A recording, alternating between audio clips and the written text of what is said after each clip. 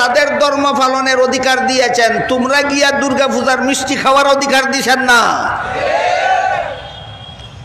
ঐতিহাসিক মদিনা সনদে রাসূল করিম সাল্লাল্লাহু আলাইহি ওয়াসাল্লাম হিন্দুদেরকে মূর্তি পূজা করার অধিকার দিয়েছেন, হিন্দুদেরকে কুরবানির গরুর গোশত খাওয়ার অধিকার দিয়েছেন না। তাহলে ধর্মীয় স্বাধীনতার সীমারেখা কি? এক ধর্মাবলম্বী আরেক ধর্মের উৎসবে শরীক হবে না, তাদের ধর্ম পালনে বাধা দিবে না। হ্যাঁ, তাদের উৎসবে শরীক হওয়ার নাম ধর্মীয় স্বাধীনতা নয়, তাদের ধর্ম পালনে বাধা না দেওয়ার নাম হলো ধর্মীয় স্বাধীনতা।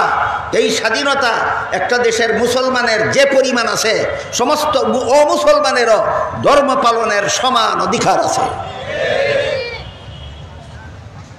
তাহলে কোরআনেও আল্লাহ অন্যান্য ধর্মাবলম্বীদের ধর্ম পালনের অধিকার দিয়েছেন, স্বাধীনতা দিয়েছেন। মদিনা সনদেও আল্লাহ রসুল ধর্ম পালনের অধিকার এবং সমস্ত ধর্মাবলম্বীকে আপন আপন ধর্ম পালনের স্বাধীনতা এবং অধিকার দিয়েছে। এই দেশে যদি কোনো মূর্তি পূজারী থাকে, তাদেরকে আমরা বলবো তোমরা তোমাদের মূর্তি পূজা নিয়ে থাকো। মুসলমানদেরকে বলবো তোমরা তোমাদের আল্লাহর ইবাদত নিয়ে থাকো। মুসলমান তোমরা তাদের মূর্তি পূজায় বাধা দিও না, মূর্তি পূজারীরা তোমরা মুসলমানের ইবাদতে বাধা দিও না। এই কথাটা কোরআনেও স্বীকৃত, মদিনা সনদেও স্বীকৃত। এটার নাম ধর্মীয় স্বাধীনতা। তোমরা শক্তভাবে ধারণ করো আল্লাহর রশ্মিকে এবং পরস্পরে বিচ্ছিন্ন হয়েও না, তোমরা ঐক্যবদ্ধ থাকো। এই আয়াতে আল্লাহ মুসলমানদেরকে সরাসরি ঐক্যবদ্ধ থাকার,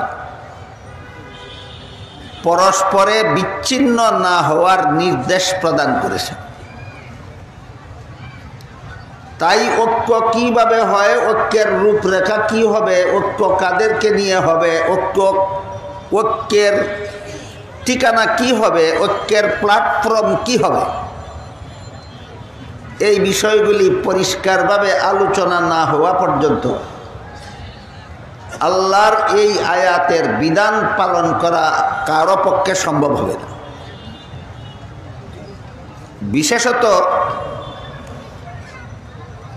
মুসলমানদের ঐক্যের দুইটা উপকারিতা আছে, অনৈক্যের মারাত্মক দুইটা ক্ষতি আছে। মুসলমানদের ঐক্যের উপকারিতা দুইটার একটা হলো, যতদিন পর্যন্ত মুসলমান ঐক্যবদ্ধ থাকে ততদিন পর্যন্ত এদের নিজেদের মধ্যে কুন্দল থাকে না। মুসলমান ঐক্যবদ্ধ থাকলে নিজেদের মধ্যে পরস্পরে কোনো কুন্দল সৃষ্টি হয় না, একটা উপকারিতা। আর একটা উপকারিতা হলো, মুসলমান যতদিন পর্যন্ত ঐক্যবদ্ধ থাকে ততদিন পর্যন্ত মুসলমান সমাজের কোনো অংশের উপর মুসলমানের দুশ্মনেরা হামলা করার সাহস পায় না। কারণ সমস্ত মুসলমান যদি ঐক্যবদ্ধ থাকে, তাহলে মুসলমান সমাজের যে কোনো অংশের উপর শত্রুরা হামলা করলে ঐক্যবদ্ধভাবে সমস্ত মুসলমানেরা আক্রান্ত মুসলমানের পক্ষ থেকে শত্রুদের মোকাবেলা করার জন্য দাঁড়িয়ে যায়। এই জন্য শত্রুদের সাহস থাকে না মুসলমানদের উপর হামলা করা। এই হলো মুসলমানদের ঐক্যের বিশেষ দুইটা উপকারিতা। পক্ষান্তরে মুসলমানদের পারস্পরিক ঐক্যের অনৈক্যের দুইটা ক্ষতিও আছে। মুসলমান যদি পরস্পরে অনৈক্যে বিভক্ত হয়ে থাকে, তাহলে প্রথম ক্ষতি হলো মুসলমান শত্রুদের মোকাবেলা করার কল্পনাও করতে পারে না, বরং নিজেরা একে অপরের মোকাবেলায় সদা সর্বদা লিপ্ত থাকে। দ্বিতীয় ক্ষতি হলো, মুসলমান যদি পরস্পরে কুন্দলে লিপ্ত হয়, তাহলে একদল মুসলমানের উপর মুসলমানের শত্রুরা হামলা করলে অন্য দল যে তার সহযোগিতা করবে না, এটা শত্রুদের জানা থাকে। তাই শত্রুরা যে কোনো মুসলমানের উপর যে কোনো সময় হামলা করার সাহস পায়। কাজেই আল্লাহ পাক রব্বুল আলামিন আজ থেকে প্রায় ১৫০০ বছর আগে যখন সর্বশ্রেষ্ঠ মহানবী মুহাম্মদুর রাসূলুল্লাহ সাল্লাল্লাহু আলাইহি ইসলামের কাছে সর্বশ্রেষ্ঠ আসমানি কিতাব কুরআন নাজিল করতেছিলেন, তখন থেকেই মুসলমানদের এই নির্দেশ দিয়ে বলে দিয়েছেন, ওয়াতাসিমু বিহাবলিল্লাহি জামিআন ওয়া লা তাফাররাকু। হে মুমিন মুসলমানেরা, তোমরা আল্লাহর রশ্মিকে শক্তভাবে ধারণ করার মাধ্যমে ঐক্যবদ্ধ হও, তোমরা পরস্পরে বিচ্ছিন্ন হইও না। এই হলো মুসলমানদের ঐক্যের ব্যাপার।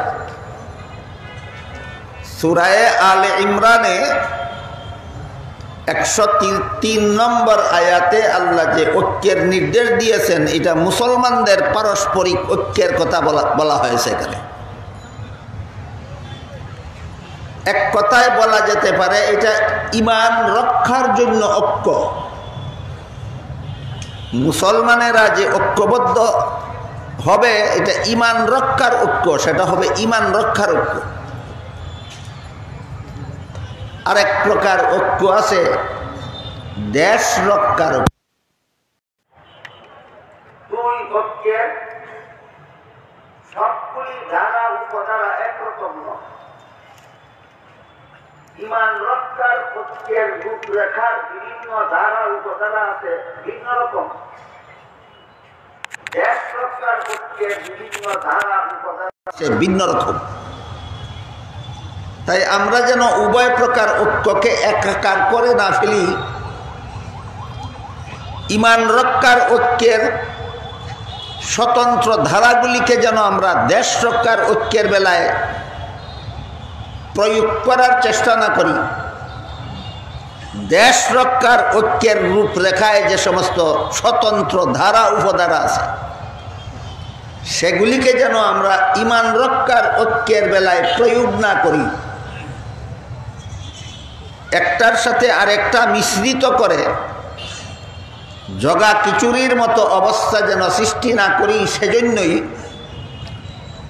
ঈমান রক্ষার ঐক্যের রূপরেখা আমাদেরকে পৃথকভাবে বোঝা দরকার, এবং দেশ রক্ষার জন্য যে ঐক্য হবে সেই ঐক্যের রূপরেখাটা আলাদাভাবে বোঝা দরকার, যেন আমরা দুই প্রকার ঐক্যকে না বুঝে একাকার করে না ফেলি। ঈমান রক্ষার ঐক্যের রূপরেখা প্রদান করেছেন আল্লাহ অতি সংক্ষেপে সূরা আলে ইমরানের ১০৩ নম্বর আয়াতের প্রথম অংশে। আর দেশ রক্ষার ঐক্যের রূপরেখা প্রদান করেছেন রাসূল করিম সাল্লাল্লাহু আলাইহি ওয়াসাল্লাম ঐতিহাসিক মদিনা সনদের ভিতরে। মদিনা সনদের মধ্যে রয়েছে দেশ রক্ষার জন্য ঐক্যের রূপরেখা। সূরা আলে ইমরানের ১০৩ নম্বর আয়াতে রয়েছে ঈমান রক্ষার জন্য ঐক্যের রূপরেখা। তাই আমরা আগে মদিনা সনদ জিনিসটা কি তা একটু চিনার বোঝার চেষ্টা করি, এবং সেখানে দেশ রক্ষার জন্য আল্লাহর রাসূল ঐক্যের একই দেশের সমস্ত বাসিন্দাদের ঐক্যবদ্ধ থাকার জন্য কি কি রূপরেখা প্রদান করেছিলেন তা বোঝার চেষ্টা করি। আমি আশা করি মুসলমান হিসাবে আপনারা সবাই জানেন যে মুহাম্মদুর রাসূলুল্লাহ সাল্লাল্লাহু আলাইহি ওয়াসাল্লাম জন্মের পর থেকে 53 বৎসর পর্যন্ত মক্কা শরীফে অবস্থান করেছিলেন। 53 বৎসর পরে মক্কা শরীফ থেকে হিজরত করে মদিনা শরীফ চলে গিয়েছিলেন। মদিনা শরীফ চলে যাওয়ার পর সেখানে একটা ইসলামী রাষ্ট্র প্রতিষ্ঠা করেছিলেন, এবং সেই রাষ্ট্র পরিচালনার জন্য রাসূল একটা লিখিত সংবিধান তৈরি করেছিলেন। ইতিহাসের ভাষায় রাসূলের প্রতিষ্ঠিত রাষ্ট্রের পরিচালনার জন্য রাসূল যে লিখিত সংবিধান তৈরি করেছিলেন সেটাকেই ইতিহাসের ভাষায় মদিনা সনদ বলা হয়। এই হলো রাসূলের তৈরি করা সংবিধান, রাষ্ট্র পরিচালনার সংবিধান, মদিনা সনদের সংক্ষিপ্ত পরিচয়। রাসূল করিম সাল্লাল্লাহু আলাইহি ওয়াসাল্লাম মক্কায় জন্মগ্রহণ করার পর থেকে একাধারে 40টি বৎসর পর্যন্ত তার কাছে কুরআন নাজিল শুরু হয়নি। আল্লাহর কাছ থেকে বার্তা আসা শুরু হয়নি। 40 বৎসর পূর্ণ হওয়ার পর রাসূলের কাছে কুরআন নাজিল করা শুরু করা হয়। এরপর থেকে তিনি মক্কায় আরো 13 বৎসর ছিলেন। কুরআন নাজিল শুরু হওয়ার আগে ছিলেন 40 বৎসর, কুরআন নাজিল শুরু হওয়ার পরে ছিলেন আরো 13 বৎসর। এই আগের 40 এবং পরের 13, এই 53 বৎসর আল্লাহ রাসূল মক্কা শরীফে জীবনযাপন করেছেন, অবস্থান করেছেন। যেহেতু 40 বৎসর পর্যন্ত তার কাছে আল্লাহর পক্ষ থেকে কোনো আদেশ নিষেধ আসেনি, নির্দেশনা আসেনি, তাই 40 বৎসরের জীবনের ইতিহাসের সাথে ইসলামী বিধিবিধানের কোনো সম্পর্ক নাই। বরং রাসূলের জীবনের প্রথম 40 বৎসরের জীবন ইতিহাসটা উম্মতের জন্য শরীয়তের দলিল ছিল না, নবীর জন্য নবুয়তের দলিল ছিল। এই দুইটা কথা বড় তাৎপর্যবহ। ওহী নাজিল শুরু হওয়ার পূর্ববর্তী 40 বৎসরের পবিত্র জিন্দেগি উম্মতের জন্য শরীয়তের দলিল ছিল না, নবীর জন্য নবুয়তের দলিল ছিল।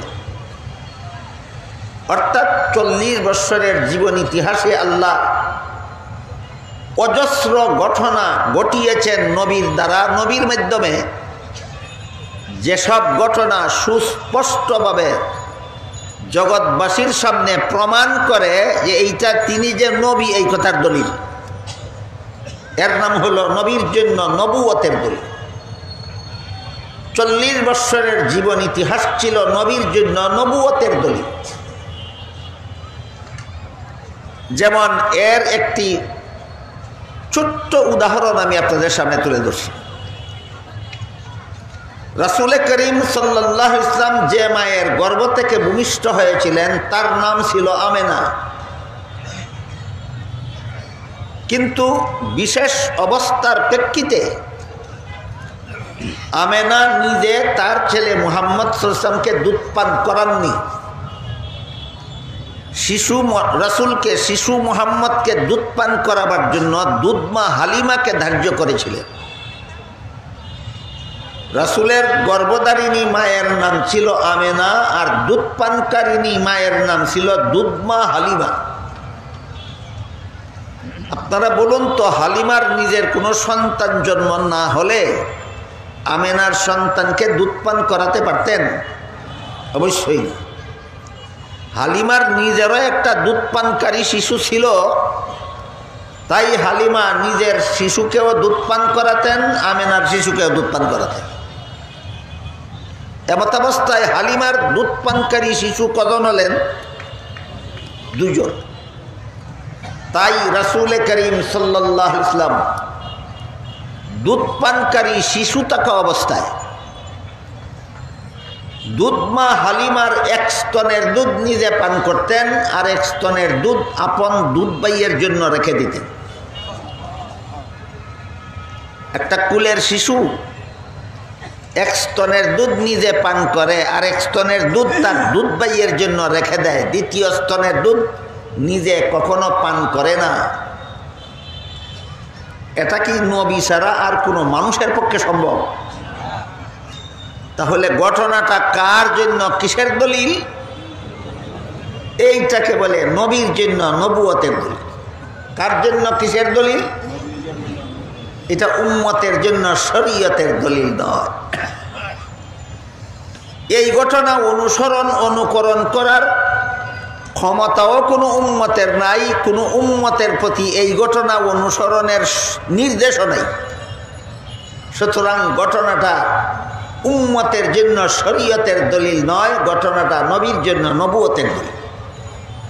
একটি মাত্র উদাহরণ দিলাম, ছোট্ট। এইভাবে জন্ম থেকে কুরআন নাজিল শুরু হওয়ার পূর্ব পর্যন্ত দীর্ঘ 40টি বছর আল্লাহ পাক রব্বুল আলামিন আমাদের নবীর দ্বারা এমন অজস্র ঘটনা ঘটিয়েছেন, যেগুলির প্রত্যেকটি ঘটনা প্রমাণ করে এইগুলি অনুকরণ করার ক্ষমতা কোনো উম্মতের নাই। এগুলি নবীর দ্বারা আল্লাহ কেন করাইলেন? উম্মতে অনুকরণ করার জন্য নয়, এইগুলি আল্লাহ করাইছেন উম্মত এই কথা জানার জন্য, বোঝার জন্য যে ঘটনাগুলি তোমাদের জন্য শরীয়তের দলিল নয়, ঘটনাগুলি নবীর জন্য নবুয়তের দলিল। তাই পবিত্র জিন্দেগির প্রথম 40 বছর চলে গেল নবীর জন্য নবুয়তের দলিল সাব্যস্ত করার কাজে। এজন্য প্রথম 40 বছরের জীবন ইতিহাসের কোনো ঘটনা উম্মতের জন্য শরীয়তের দলিল নয়। যখন থেকে কুরআন নাজিল শুরু হলো, তখন থেকে নবীর জীবনের বিভিন্ন অংশের অনুকরণ করা উম্মতের জন্য অবধারিত করে দেওয়া হলো। এই জন্য নবীর 63 বছরের জীবন ইতিহাসের একাংশ উম্মতের জন্য শরীয়তের দলিল, আর একাংশ নবীর জন্য নবুয়তের দলিল। 63 বছরের জীবন ইতিহাসের একাংশ হলো উম্মতের জন্য শরীয়তের দলিল, আর একাংশ হলো নবীর জন্য নবুয়তের দলিল। বুঝে থাকতে বলুন তো, শিশুকালের দুধ পানের ঘটনাটা উম্মতের জন্য শরীয়তের দলিল না নবীর জন্য নবুয়তের দলিল? নবীর জন্য নবুয়তের দলিল। 40 বছর পূর্ণ হওয়ার পরে যখন আল্লাহ 5 বেলা নামাজ ফরজ করলেন, তখন রাসূল করিম সাল্লাল্লাহু আলাইহি ওয়াসাল্লাম নিজেও 5 বেলা নামাজ পড়তে লাগলেন, উম্মতকেও বলে দিলেন সাল্লু কামা রাআইতুমুনি উসাল্লি, তোমরাও আমাকে যেভাবে নামাজ পড়তে দেখো সেভাবে নামাজ পড়ো।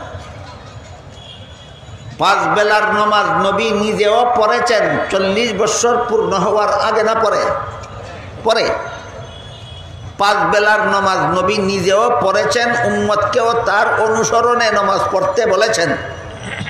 সুতরাং নবী যে 5 বেলার নামাজ পড়েছেন, কিভাবে পড়েছেন, এই সবগুলি উম্মতের জন্য শরীয়তের দলিল, উম্মতের জন্য শরীয়তের দলিল। কাজেই ওহী নাজিল শুরু হওয়ার পর থেকে রাসূল করিম সাল্লাল্লাহু আলাইহি ওয়াসাল্লাম মক্কায় যে আরো 13 বছর ছিলেন, এই 13 বছরের জীবন ইতিহাসকে রাসূলের মক্কি জিন্দেগি বলা হয়। ওহী নাজিল শুরু হওয়ার পরবর্তী 13 বছর মক্কায় অবস্থানকালীন জীবন ইতিহাসকে রাসূলের মক্কি জিন্দেগি বলা হয়। এই 13 বছরের মক্কি জিন্দেগিতে রাসূল কোনো রাষ্ট্র প্রতিষ্ঠা করেননি। একটা রাষ্ট্র প্রতিষ্ঠা করার জন্য যে সমস্ত উপযুক্ত নাগরিকের দরকার, আপনারা কি মনে করেন যোগ্য নাগরিক ছাড়াই রাষ্ট্র প্রতিষ্ঠা করা সম্ভব? উপযুক্ত নাগরিক তৈরি না করে দেশ প্রতিষ্ঠা করা সম্ভব নয়। তাই 13 বছরের মক্কি জিন্দেগিতে যেহেতু দেশ চালাবার মতো উপযোগী নাগরিক ছিল না, তাই শুধু দেশ চালাবার মতো উপযুক্ত নাগরিক তৈরি করেছেন রাসূল 13 বছরের মক্কি জিন্দেগিতে। 13 বছরের মক্কি জিন্দেগিতে রাসূল কোনো রাষ্ট্র প্রতিষ্ঠা করেননি। কেন? রাষ্ট্র প্রতিষ্ঠা করার মতো যোগ্য নাগরিক সেখানে ছিল না। তারপর 53 বছর বয়সে হিজরত করে মদিনা শরীফ যাওয়ার পর রাসূল করিম সাল্লাল্লাহু আলাইহি ওয়াসাল্লাম একটি রাষ্ট্র প্রতিষ্ঠা করলেন। সেটি ছিল ইসলামী রাষ্ট্র। কি রাষ্ট্র? ইসলামী রাষ্ট্র। এবং সেই রাষ্ট্র পরিচালনার জন্য আল্লাহর রাসূল একটি লিখিত সংবিধান তৈরি করেছিলেন। ওই সংবিধানটাকে ইতিহাসের ভাষায় বলে মদিনা সনদ। সংবিধানটা ইতিহাসের ভাষায় কি নাম? মদিনা সনদ। এই মদিনা সনদের বিভিন্ন ধারা উপধারা দেশ রক্ষার জন্য ঐক্যের মূলনীতি। মদিনা সনদের বিভিন্ন ধারা উপধারা শুধু ঈমান রক্ষার জন্য ঐক্যের মূলনীতি না দেশ রক্ষার জন্য ঐক্যের মূলনীতি? দেশ রক্ষার জন্য ঐক্যের মূলনীতি। সূরা আলে ইমরানের 103 নম্বর আয়াতে আল্লাহ ঈমান রক্ষার জন্য মুসলমানদের ঐক্যের মূলনীতি নির্ধারণ করে দিয়েছেন। রাসূল করিম সাল্লাল্লাহু আলাইহি ওয়াসাল্লাম ঐতিহাসিক মদিনা সনদে দেশ রক্ষার জন্য ঐক্যের মূলনীতি নির্ধারণ করে দিয়েছেন। এবার বুঝে থাকলে একটু দয়া করে বলুন, ঈমান রক্ষার জন্য ঐক্যের মূলনীতি রয়েছে কোন সূরার কত নম্বর আয়াতে? আলে ইমরানের 103 নম্বর আয়াতে। দেশ রক্ষার জন্য ঐক্যের মূলনীতি রয়েছে মদিনা সনদে। দেশ রক্ষার জন্য ঐক্যের মূলনীতি রয়েছে মদিনা সনদে। এখানে আনুষঙ্গিকভাবে আরেকটা কথা বলে রাখা প্রয়োজন, সেটা হলো আজকাল অনেককেই মুখে মুখে বলতে শোনা যায় রাসূল মোদের আদর্শ। এটা একটা পরম সত্য কথা, এর চেয়ে মহাসত্য কোনো কথা হতে পারে না, এর চেয়ে বড় সত্য কোনো কথা হতে পারে না। রাসূল মোদের আদর্শ। এতক্ষণের কথা যারা শুনেছেন বুঝেছেন তারা বলুন, শুধু নামাজ পড়ার জন্য রাসূল মোদের আদর্শ, শুধু রোজা রাখার জন্য রাসূল মোদের আদর্শ, শুধু বিয়ে করার জন্য রাসূল মোদের আদর্শ, শুধু মিষ্টি খাওয়ার জন্য রাসূল মোদের আদর্শ, শুধু কোরআন তেলাওয়াতের জন্য রাসূল মোদের আদর্শ, না দেশ শাসনের জন্য রাসূল মোদের আদর্শ?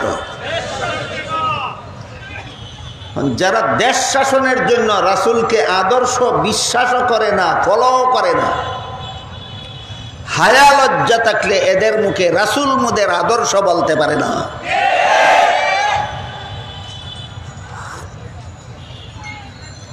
আল্লাহ পাক রব্বুল আলামিন পবিত্র কোরআনের এক আয়াতে বলেন, লাকাদ কানা লাকুম ফি রাসূলিল্লাহি উসওয়াতুন হাসানাতুল লিমান কানা ইয়ারজুল্লাহা ওয়াল ইয়াউমাল আখির ওয়া যাকারাল্লাহা কাসীরা।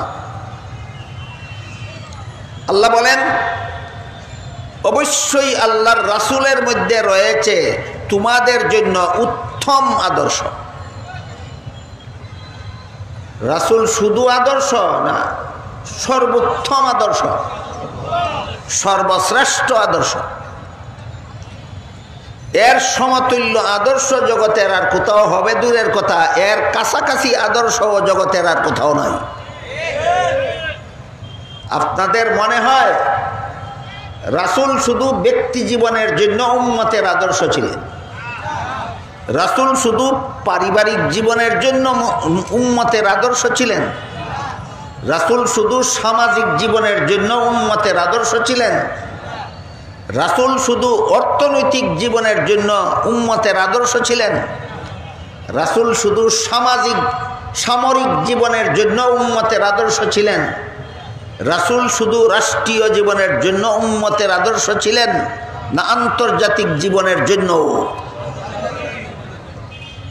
এখন কেউ যদি ব্যক্তি জীবনের জন্য রাসূলকে আদর্শ মানে, রাষ্ট্র জীবনে রাসূলকে আদর্শ মানে না, তাহলে তার গ্লাসের মধ্যে 1 কাপ দুধ আছে আর 1 কাপ পেশাব আছে। তার গ্লাসে 1 কাপ দুধ আছে আর 1 কাপ পেশাব আছে। আপনারাই বলুন, একটা গ্লাসের মধ্যে 1টা কাপ দুধ দেওয়ার পরে আরও 1টা কাপ পেশাব ডাললে পরে দুধটা কি পান করার যোগ্য থাকে?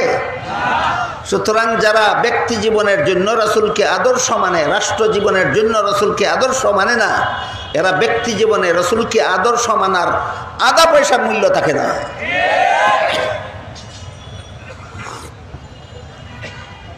এটা হলো রাসূল যে রাষ্ট্র প্রতিষ্ঠা করেছিলেন, রাষ্ট্র পরিচালনার জন্য একটা সংবিধান তৈরি করেছিলেন, এই আলোচনার প্রাসঙ্গিকতা, এই আলোচনার প্রাসঙ্গিকতা। আল্লাহ কোরআনে রাসূলকে শুধু আমাদের ব্যক্তি জীবনের জন্য আদর্শ বলেননি। আল্লাহ কোরআনে রাসূলকে শুধু আমাদের পারিবারিক জীবনের জন্য আদর্শ বলেননি। আল্লাহ কোরআনে রাসূলকে শুধু আমাদের সামাজিক জীবনের জন্য আদর্শ বলেননি। রাসূল ব্যক্তি জীবনের জন্য আদর্শ, পারিবারিক জীবনের জন্য আদর্শ, সামাজিক জীবনের জন্য আদর্শ, রাসূল রাষ্ট্র জীবনের জন্যও আদর্শ।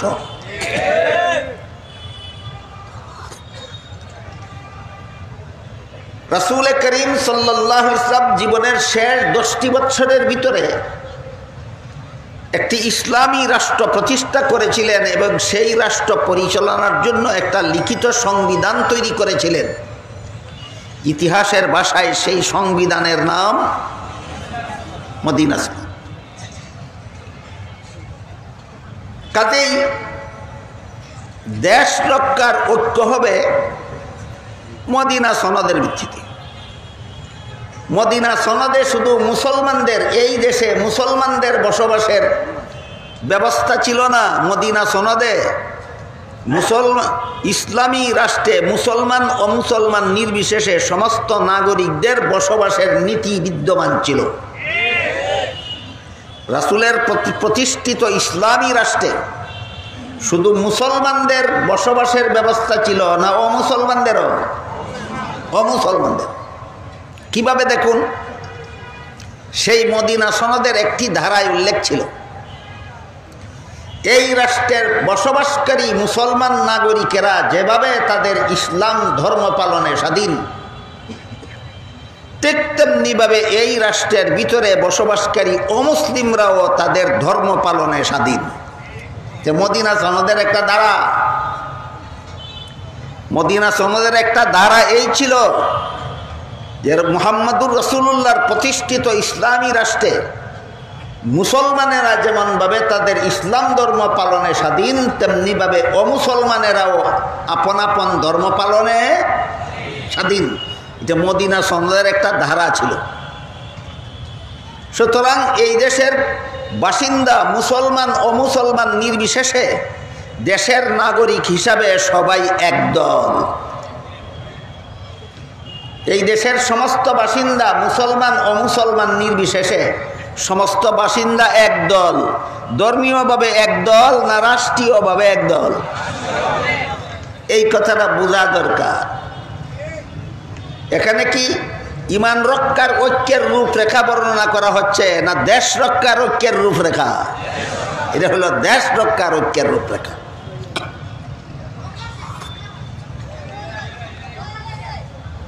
রাসূল যেটা সংবিধান রচনা করলেন দেশ পরিচালনার জন্য,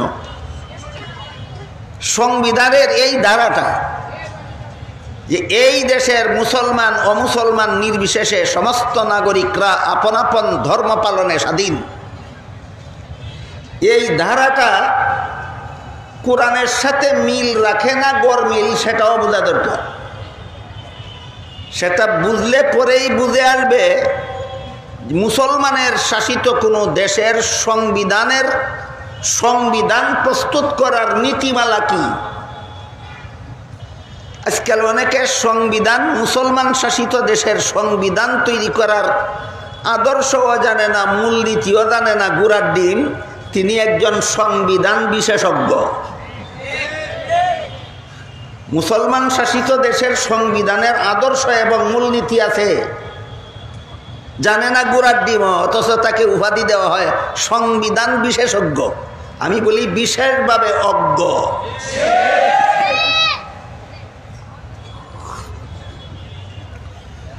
মুসলমান শাসিত দেশের সংবিধানের আদর্শ মূলনীতি বোঝার জন্য এখানে আমাদের দেখতে হবে আল্লাহ রাসূল যে একটা সংবিধান রচনা করলেন, একটা ধারা রাখলেন যে এই দেশের সমস্ত নাগরিকরা আপন আপন ধর্ম পালনে স্বাধীন।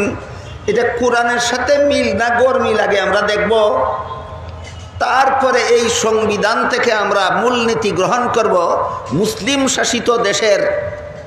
শাসিত দেশের সংবিধানের আদর্শ এবং মূলনীতি কি হতে হবে। এমর্মে আল্লাহ পাক রব্বুল আলামিন পবিত্র কোরআনের সূরাতুল বাকারার 256 নম্বর আয়াতে বলেন, লা ইকরাহা ফিদ্দীন, ধর্মের বেলায় বল প্রয়োগ চলবে না, বরং সমস্ত ধর্মাবলম্বীরাই থাকবে আপন আপন ধর্ম পালনে স্বাধীন। কোরআনের সূরাতুল বাকারার 256 নম্বর আয়াতে আল্লাহ ঘোষণা দিলেন সমস্ত ধর্মাবলম্বীরা আপন আপন ধর্ম পালনে স্বাধীন। ঐতিহাসিক মদিনা সনদে রাসূল ঘোষণা দিলেন সমস্ত ধর্মাবলম্বীরা আপন আপন ধর্ম পালনে স্বাধীন।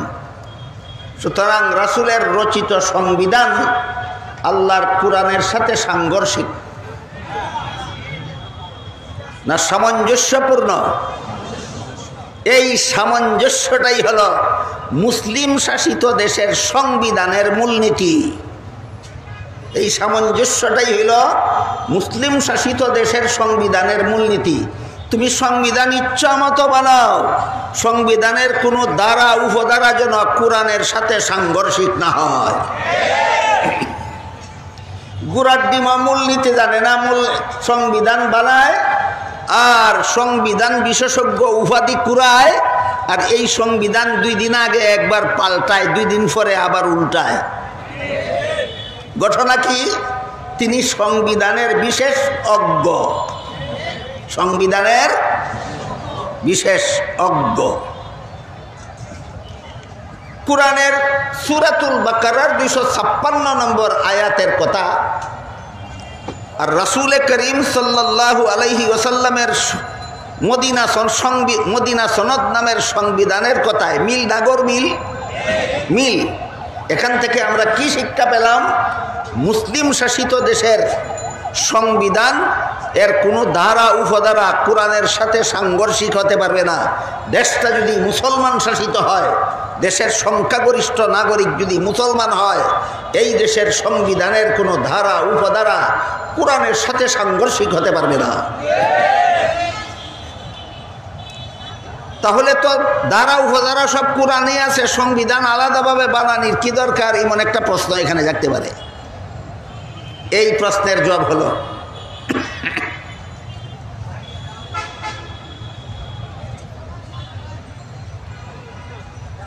কোরআন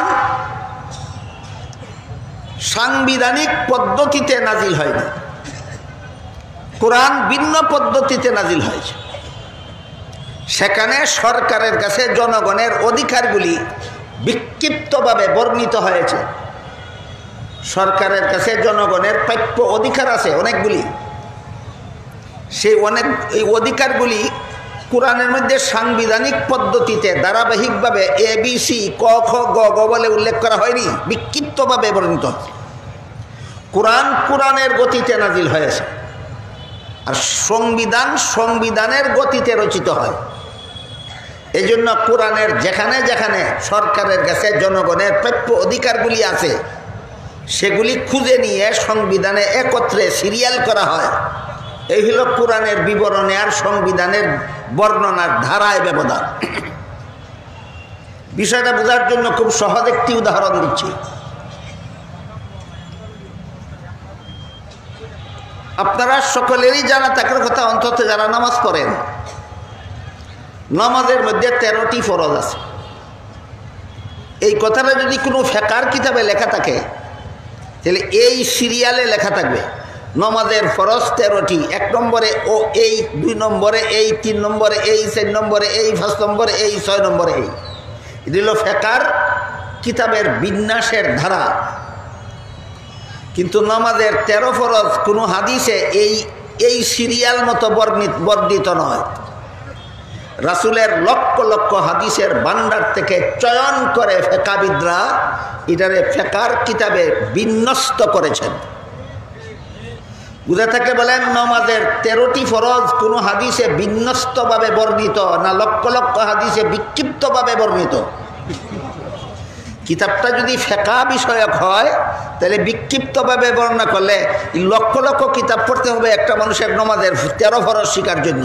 এই জন্য এদের সুবিধার্থে যত হাদিসে নামাজের যত ফরজের কথা যেখানে যেখানে আছে সবগুলি চয়ন করে এক জায়গায় উল্লেখ করে দেওয়া হয়। এটা হলো ফিকহের কিতাবের নিয়ম, ওইটি হলো হাদিসের কিতাবের নিয়ম। ঠিক তেমনিভাবে কোরআনের বর্ণনার পদ্ধতি একরকম আর সংবিধানের বর্ণনার পদ্ধতি আরেক রকম।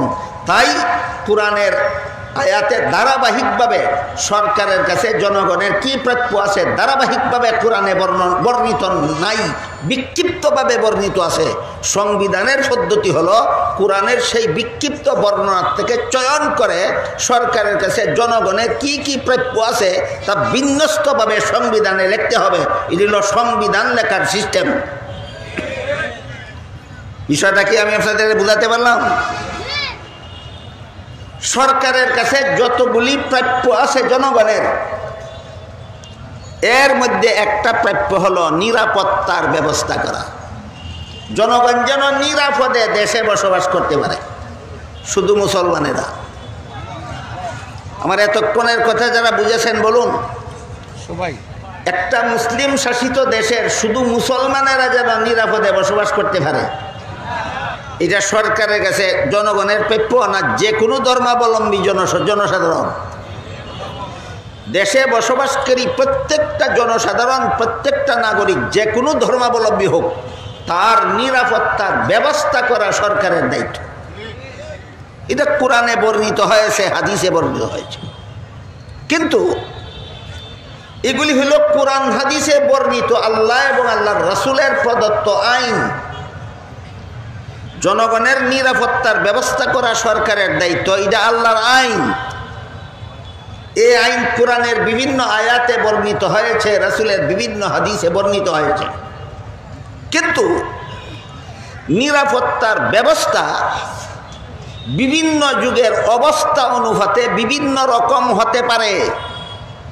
নিরাপত্তার ব্যবস্থা বিভিন্ন যুগের অবস্থা অনুপাতে বিভিন্ন রকম হতে পারে। সেই অবস্থার প্রেক্ষিতে ব্যবস্থা গ্রহণ করা সরকারের দায়িত্ব। সেই ব্যবস্থার তফসিল থাকবে সংবিধানে। এই জন্য আইন প্রণয়নের অধিকার একমাত্র আল্লাহর। আল্লাহ ছাড়া আর কারো আইন প্রণয়নের যোগ্যতাও নাই, অধিকারও নাই। সরকার যে সংবিধান রচনা করবে, সরকারের বাপেরও অধিকার নাই আইন রচনা করে সংবিধান তৈরি করা। সরকারের দায়িত্ব শুধু আল্লাহর আইনকে বাস্তবায়নের ব্যবস্থা সংবিধানে বর্ণনা করা। এই মৌলিক কথার আগে বুঝি, পরবর্তী কথাগুলি বোঝার জন্য প্রথমে আমরা বোঝার চেষ্টা করি আইন প্রণয়নের যোগ্যতা এবং অধিকার একমাত্র আল্লাহ ছাড়ার কারণে। আইন বানাবার, আইন রচনা করার যোগ্যতাও আল্লাহ ছাড়া কারো নাই, অধিকারও আল্লাহ ছাড়া কারো নাই। তাহলে সংবিধান করবে কি? সংবিধান শুধু আল্লাহর আইন বাস্তবায়নের পথ পদ্ধতি উদ্ভাবন করবে, ব্যবস্থা গ্রহণ করবে। এর একটি উদাহরণ, সরকারের কাছে মুসলিম অমুসলিম নির্বিশেষে দেশের সকল নাগরিকের অধিকার সমূহের একটি অধিকার হলো নিরাপদে বসবাস করার ব্যবস্থা দেওয়া। নিরাপদে বসবাস করার ব্যবস্থা দেওয়া সরকারের কাছে দেশের সমস্ত জনগণের প্রাপ্য, শুধু মুসলমানদের না, অমুসলমানদেরও। অমুসলমানদের এখন বর্তমান যুগে রাস্তাঘাট এবং যানবাহনের যে দুর্দশা, যে কোনো মুহূর্তে যে কোনো পয়েন্টে যানজট লেগেই যায়। পয়েন্ট লাগে না, সুদা রাস্তার মধ্যে যানজট লেগে যায়। কোন তিন রাস্তার মোহনার মধ্যে অতি সহজেই যানজট লেগে যায়, চার রাস্তার মুখের মধ্যে অনায়াসেই যানজট লেগে যায়। যানজট লেগে যাওয়াটা ভ্রমণের জন্য নিরাপদ না আপদ? এই আপদ থেকে জনগণকে রক্ষা করার জন্য ব্যবস্থা গ্রহণ করা সরকারের দায়িত্ব। তাই সরকার একটা ব্যবস্থা গ্রহণ করলো, প্রতিটি রাস্তার মুড়ে মুড়ে দুই ধরনের সিগন্যাল লাইট জ্বলবে। আপাতত দুই ধরনের, আমরা বলি কথাটা বোঝার জন্য, তিন ধরনেরও থাকে। প্রতিটি রাস্তার মুড়ে মুড়ে দুই ধরনের সিগন্যাল লাইট থাকবে, একটা লাল বাতি আর একটা নীল বাতি, সবুজ বাতি। লাল বাতির অর্থ হলো সামনে তোমার লাল বাতি যতক্ষণ জ্বলবে ততক্ষণ তুমি গাড়ি নিয়ে দাঁড়িয়ে থাকবে। সবুজ বাতির অর্থ হলো যখন সবুজ বাতি চলবে তখন তুমি গাড়ি নিয়ে সামনে অগ্রসর হবে। এই কথাটা কোরআনের কোথাও বর্ণিত আছে? হাদিসের কোথাও বর্ণিত আছে? তাহলে এইটাও তো সরকার মন গড়াভাবে করছে, এটা আমরা মানি কেন? এই প্রশ্নের জবাব হইল এটা কোনো আইন না, এটা আইন না। আইন হইল জনগণকে নিরাপদে বসবাসের ব্যবস্থা করে দেওয়া সরকারের দায়িত্ব, এটা হইল আইন। এটা বাস্তবায়নের জন্য সিগন্যাল লাইট পদ্ধতি একটা ব্যবস্থা মাত্র। বলেন সিগন্যাল লাইট আইন না আইন বাস্তবায়নের ব্যবস্থা? সংবিধানে আইন থাকে না, আইন বাস্তবায়নের ব্যবস্থা থাকে। বুঝাতে পারলাম? শান্তির আইন থাকে একমাত্র কোরআনে আর হাদিসে। শান্তির আইন থাকে কোথায়? কোরআনে আর হাদিসে। আল্লাহ ছাড়া আর কারো জন্য আইন বানাবারও অধিকার নাই, আইন বানাবার যোগ্যতাও নাই। আইন বানাবার অধিকারও একমাত্র আল্লাহর, যোগ্যতাও একমাত্র আল্লাহর। তাহলে সংবিধানে সরকারেরা কি লিখবে? সংবিধানে লিখবে আল্লাহর কোরআনের বর্ণিত আইনগুলি জনগণের মধ্যে বাস্তবায়নের ব্যবস্থা কি সেটা লিখবে। আমার কথা বুঝে থাকলে বলুন, সংবিধানে সরকার নতুন কোনো আইন বানিয়ে লেখার অধিকার রাখে না। সংবিধান কেন? আল্লাহর আইন বাস্তবায়নের ব্যবস্থার জন্য। যেমন আল্লাহর আইন হলো জনগণকে শান্তিতে বসবাস করার ব্যবস্থা দাও, এই ব্যবস্থা হইল রাস্তায় চলার সময় শান্তিতে চলার ব্যবস্থা হইল সিগন্যাল লাইট আইন, সিগন্যাল লাইট ব্যবস্থা। সিগন্যাল লাইটটা কি মূল আইন না আল্লাহর আইন বাস্তবায়নের একটা ব্যবস্থা মাত্র? বুঝে থাকলে এবার বলুন, কোরআনে কি থাকে আর সংবিধানে কি থাকে? কোরআনে থাকে আইন আর সংবিধানে থাকে আইন বাস্তবায়নের ব্যবস্থা। বুঝাতে পারলাম? বলুন, কোরআনে কি থাকে? আইন। সংবিধানে কি থাকে?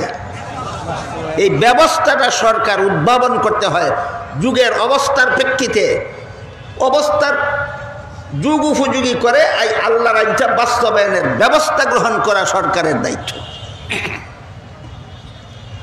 কাজেই রাসূল করিম সাল্লাল্লাহু আলাইহি ওয়াসাল্লাম ছাড়াও দুনিয়াতে কিয়ামত পর্যন্ত যত দেশ মুসলমানের দেশ বলে গণ্য হবে, অর্থাৎ যত দেশের সংখ্যাগরিষ্ঠ নাগরিক মুসলমান হবে, যত দেশ মুসলমান শাসিত দেশ বলে গণ্য হবে, এই সমস্ত দেশের সংবিধান এর ধারা উপধারা এমনভাবে বানাতে হবে যেন আল্লাহর কোরআনের কোনো বিধানের সাথে সাংঘর্ষিক না হয়।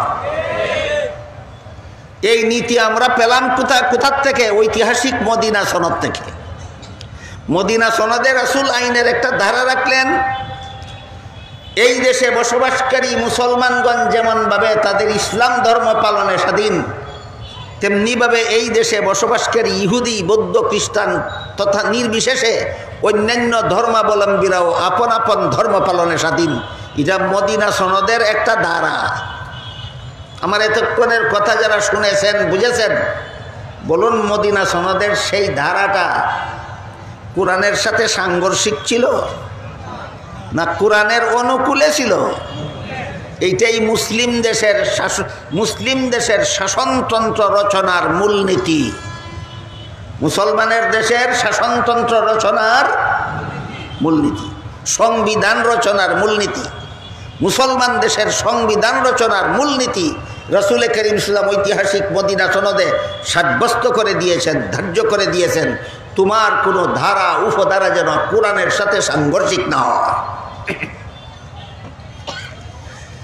আরেকটা কথা পরিষ্কারভাবে আমরা বুঝে নেওয়ার চেষ্টা করি। এই যে বললাম আইন বানাবার অধিকারও আল্লাহ ছাড়া আর কারো নাই, আইন বানাবার যোগ্যতাও আল্লাহ ছাড়া আর কারো নাই, সেটা কিভাবে? মর্মে আল্লাহ পাক রব্বুল আলামিন পবিত্র কোরআনের এক আয়াতে বলেন, ইনিল হুকমু ইল্লা লিল্লাহ আলা লাহুল খালকু ওয়া লাহুল আমরু। এই আয়াতগুলির মর্ম হলো সৃষ্টি যার, বিধান তার। এইটা জীবনে কোনোদিন ভুলবেন না। বিধান মানে আইন। যিনি সৃষ্টি করেছেন আইন শুধু তার চলবে। যিনি সৃষ্টি করেছেন আইন শুধু তার চলবে। যে এই জন্য আল্লাহ বলেন আল্লাহ লাহুল খালকু ওয়া লাহুল আমর, সৃষ্টি যার বিধান তার, সৃষ্টি যার বিধান তার, সৃষ্টি যার বিধান তার। একমাত্র সৃষ্টিকর্তা আল্লাহর যোগ্যতা আছে আইন বানাবার, অধিকার আছে আইন প্রয়োগ করার। আল্লাহ ছাড়া আর কারো মধ্যে আইন বানাবার যোগ্যতাও নাই, আইন প্রয়োগের অধিকারও নাই। সরকারেরা সংবিধানে কি গুড়ার ডিম লিখবে? আল্লাহর আইন বাস্তবায়নের ব্যবস্থা লিখবে। বলুন, সরকারেরা সংবিধানে কি লিখবে? আল্লাহর আইন বাস্তবায়নের ব্যবস্থা লিখবে। তাহলে সূরাতুল বাকারার 256 নম্বর আয়াতে আল্লাহ যে আইন দিয়েছেন, ঐতিহাসিক মদিনা সনদে রাসূল তার ব্যবস্থা লিখেছেন কিনা? লিখেছেন। এখান থেকে আমরা কি শিক্ষা পেলাম? মুসলিম দেশের সরকারেরা সংবিধানে কি লিখবে? আল্লাহর কোরআনের বর্ণিত আইন বাস্তবায়নের ব্যবস্থা লিখবে। কি লিখবে? ব্যবস্থা লিখবে। আইন বানাবার অধিকারও তোমার নাই, আইন বানাবার যোগ্যতাও তোমার মধ্যে নাই। আইন যা বানাবার আল্লাহ বানিয়ে দিয়েছেন, তুমি শুধু বাস্তবায়নের ব্যবস্থা উদ্ভাবন করো, উদ্ভাবিত ব্যবস্থাগুলি সংবিধানে লেখো, জনগণের মধ্যে বাস্তবায়ন করো। এবার আমরা বোঝার চেষ্টা করি, আইন বানাবার অধিকার, আইন বানাবার যোগ্যতা আল্লাহ ছাড়া আর কারোর মধ্যে নাই কেন? মানুষ যদি আইন বানায়, অতীত এর অভিজ্ঞতা এবং বর্তমান অবস্থার প্রেক্ষাপটে আইন বানায়। ভবিষ্যৎ সম্পর্কে তার কিছুই জানা থাকে না। বলেন, মানুষ অতীত জানতে পারে, বর্তমান জানতে পারে, ভবিষ্যৎ জানে না। কাজেই মানুষ যদি আইন বানায়, অতীতের অভিজ্ঞতার আলোকে বর্তমান অবস্থার প্রেক্ষাপটে আইন বানাবে, কিছুদিন পরে দেখা যায় প্রেক্ষাপট পাল্টে যাবে, ভবিষ্যতে যে আইন ভবিষ্যতে হয়ে যাবে আনফিট। কাজেই যেই মানুষ ভবিষ্যৎ জানে না, এই মানুষ ভবিষ্যতে চালু করার মতো আইন বানাবার যোগ্যতা রাখে না। আল্লাহ ছাড়া আর কারোর মধ্যে আইন বানাবার যোগ্যতা নাই কেন? ভবিষ্যৎ জানে না। তুমি অতীতের আলোকে আইন বানাইবা, তুমি বর্তমানের আলোকে আইন বানাইবা, ভবিষ্যতে যখন সব কিছু পাল্টে যাবে, তখন তোমার মন গড়া আইন অচল হয়ে যেতে বাধ্য হবে। আপনারা মনে কিছু না নিলে একটা সোজা উদাহরণ দেব। এটা সোজা উদাহরণ, এই বাংলাদেশে এর সোজা উদাহরণ হইল, গদিনিসীন সরকারের অধীনে নির্বাচন হবে না তত্ত্বাবধায়ক সরকারের অধীনে নির্বাচন হবে? এটা একটা বিতর্ক। বর্তমান বাংলাদেশের রাজনৈতিক বিতর্কগুলির মধ্যে এটা একটা জটিল বিতর্ক, যে গদিনিসীন সরকারের অধীনে নির্বাচন হবে না তত্ত্বাবধায়ক সরকারের অধীনে নির্বাচন হবে। উল্টাইয়া ফাল্টাইয়া দুটোটাই কইরা দেখা গেছে বর্তমানে যেইটা বুঝে, যেই কৌশল বুঝে একটা আইন করেছিল, কিছুদিন পরে সেই কৌশল বিনষ্ট হয়ে যায়, আইন অচল হয়ে যায়। শেষ পর্যন্ত পরিস্থিতি এই দাঁড়াইল, যেই দলে সরকার গঠন করে সেই দল বলে সরকারের অধীনে নির্বাচন হবে, তত্ত্বাবধায়ক সরকারের অধীনে নয়। এই দলই আবার যখন নির্বাচনে ফেল করে বিরোধী দলের ভূমিকায় যায়, তখন বলে সরকারের অধীনে নির্বাচন হলে নিরপেক্ষ হয় না, তত্ত্বাবধায়ক সরকারের অধীনে নির্বাচন হতে হবে। এই তুই গদির থাকা অবস্থায় কি কইসলি, এখন কি কস?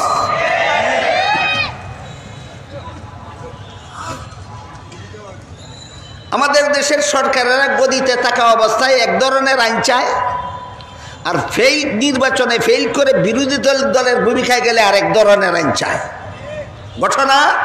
ঘটনা আর কিছু নয়, ভবিষ্যৎ বুঝে না। ভবিষ্যতের জন্য যারা অন্ধ, এদের মধ্যে আইন রচনার যোগ্যতা নাই। ক্লিয়ার হয়েছে? এবার বোঝার চেষ্টা করি, আল্লাহ ছাড়া আর কারো মধ্যে আইন রচনা করার অধিকারও নাই কেন? যোগ্যতা নাই কেন এতক্ষণে বুঝলাম, এখন বুঝি অধিকার নাই কেন?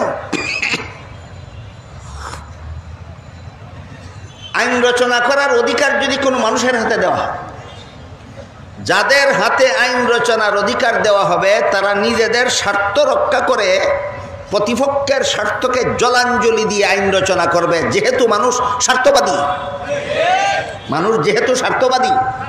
স্বার্থবাদী মানুষের হাতে আইন রচনার অধিকার দিলে কার স্বার্থ রক্ষা করে আইন রচনা করবে? নিজেদের। প্রতিপক্ষের স্বার্থকে বিসর্জন দিয়ে, জলাঞ্জলি দিয়ে আইন রচনা করবে। আল্লাহ 16 আনা স্বার্থহীন। আল্লাহ নিজের স্বার্থে কোনো আইন প্রয়োগ করেন না। আল্লাহর সমস্ত আইন প্রয়োগ করা হয় শুধুমাত্র বান্দাদের স্বার্থে। এই কারণে আইন বানাবার যোগ্যতা যেমন আল্লাহ ছাড়া আর কারো মধ্যে নাই, আইন বানাবার অধিকারও আল্লাহ ছাড়া আর কারো মধ্যে নাই। তাহলে মুহাম্মদুর রাসূলুল্লাহ মদিনা সনদ নামের সংবিধান বানাইলেন কেন? এটা আইন গ্রন্থ না, এটা আল্লাহর আইন বাস্তবায়নের ব্যবস্থা গ্রন্থ। ক্লিয়ার হয়েছে? ক্লিয়ার হয়েছে? এই ব্যবস্থা গ্রন্থ মূল আইন গ্রন্থের সাথে কেমন মিল? আল্লাহ সূরাতুল বাকারার 256 নম্বর আয়াতে বলেন, সমস্ত ধর্মাবলম্বীরা আপন আপন ধর্ম পালনের স্বাধীন। মুহাম্মদুর রাসূলুল্লাহ ঐতিহাসিক মদিনা সনদেও বলেন, সমস্ত ধর্মাবলম্বীরা আপন আপন ধর্ম পালনের স্বাধীন। কোরআনের সাথে সাংঘর্ষিক না সামঞ্জস্যপূর্ণ? এটা হইল মুসলিম দেশের সংবিধান রচনার মূলনীতি। মুসলিম দেশের সংবিধান রচনার মূলনীতি। এখানে কিছু আনুষঙ্গিকতা আছে। এতক্ষণের আলোচনায় আমরা দেখতে পারলাম কোরআনও বলে সমস্ত ধর্মাবলম্বীরা আপন আপন ধর্ম পালনের অধিকার রাখে। রাসূলের তৈরি করা মদিনা সনদও বলে একই দেশে বসবাসকারী বিভিন্ন ধর্মাবলম্বীরা আপন আপন ধর্ম পালনের স্বাধীনতা রাখে। এই ধর্মীয় স্বাধীনতা কোরআনেও স্বীকৃত, হাদিসেও স্বীকৃত। কোরআনেও স্বীকৃত, হাদিসেও স্বীকৃত। তাই প্রশ্ন জাগে, যেহেতু কোরআনেও আল্লাহ সমস্ত ধর্মাবলম্বীদের আপন আপন ধর্ম পালনের স্বাধীনতা ঘোষণা করেছেন, হাদিসে তথা মদিনা সনদে রাসূলও দেশের সমস্ত ধর্মাবলম্বীদের ধর্মীয় স্বাধীনতার স্বীকৃতি ঘোষণা করেছেন, তাহলে কি সবগুলি ধর্মই আল্লাহর কাছে গ্রহণযোগ্য? এই প্রশ্নটা হইল এর গুরুত্বপূর্ণ আনুষঙ্গিক আলোচনা। এই প্রশ্নের সুস্পষ্ট জবাব আল্লাহ দিয়েছেন সূরা আলে ইমরানের 85 নম্বর আয়াতে। সমস্ত ধর্মই আল্লাহর কাছে গ্রহণযোগ্য কিনা সেটা ভিন্ন কথা, আর এক দেশে বসবাসকারী সমস্ত ধর্মাবলম্বীদের যার যার ধর্ম পালনের স্বাধীনতা আছে কিনা সেটা ভিন্ন কথা, এক কথা নয়। সূরা আলে ইমরানের 85 নম্বর আয়াতে আল্লাহ বলে দিয়েছেন, মাইয়াবতাগি গায়রাল ইসলামি দীনান ফালাই ইউকবালা মিনহু ওয়া হুয়া ফিল আখিরাতি মিনাল খাসিরিন। এর অর্থ হলো ইসলাম ছাড়া আর কোনো ধর্মই আল্লাহর কাছে গ্রহণযোগ্য নয়। অস্পষ্ট কথা না সুস্পষ্ট? সুস্পষ্ট। কোরআনের সুস্পষ্ট কথার ব্যাখ্যার দরকার হয় না, তফসিরের দরকার হয় না। কোরআনের যেসব কথা অস্পষ্ট সেইগুলির ব্যাখ্যা বা তফসিরের দরকার হয়। কাজে ইসলাম ছাড়া আর কোনো ধর্মই আল্লাহর কাছে গ্রহণযোগ্য নয়, এটা কোনো কোরআনের অস্পষ্ট কথা নয়, যা সুস্পষ্ট কথা। ব্যাখ্যাহীনভাবেই যা বলা হয়েছে তাই বাস্তব। তাই এবার আরো জটিল প্রশ্ন থাকে, সেটা হলো একমাত্র ইসলাম ছাড়া আর কোনো ধর্মই যদি আল্লাহর কাছে গ্রহণযোগ্য না হয়, তাহলে অন্য ধর্মগুলি পালন করার স্বাধীনতা দিলেন কেন? আর অন্য ধর্ম পালন করার স্বাধীনতাই যদি দিলেন, তাহলে গ্রহণযোগ্য হবে না কেন? এখনের প্রশ্নটা আরো জটিল। এই প্রশ্নের জবাব না জানার কারণে কোরআন হাদিসের শিক্ষার থেকে যারা জীবনভর স্বেচ্ছায় সজ্ঞানে ঠান্ডা মাথায় অনেক নিরাপদ দূরে অবস্থান করে, এরাও ইসলামের বিধিবিধান নিয়ে মূর্খের মতো নাক গলায়। এই সমস্ত পাণ্ডিত্যপূর্ণ ব্যাপারে মূর্খরা যদি নাক গলায়, তাহলে কামারে যদি স্বর্ণে গলার হার বানায়, কর্মকার যদি গলার স্বর্ণ দ্বারা গলার হার বানায়, হারের যেই দশা হবে, কোরআন হাদিসের জ্ঞান বিবর্জিত সরকারি নেতারা যদি ইসলামের বিধান নিয়ে নাক গলায়, তখন ইসলামের বিধানও ওই গলার হারের মতো 12টা বাজতে বাধ্য হবে।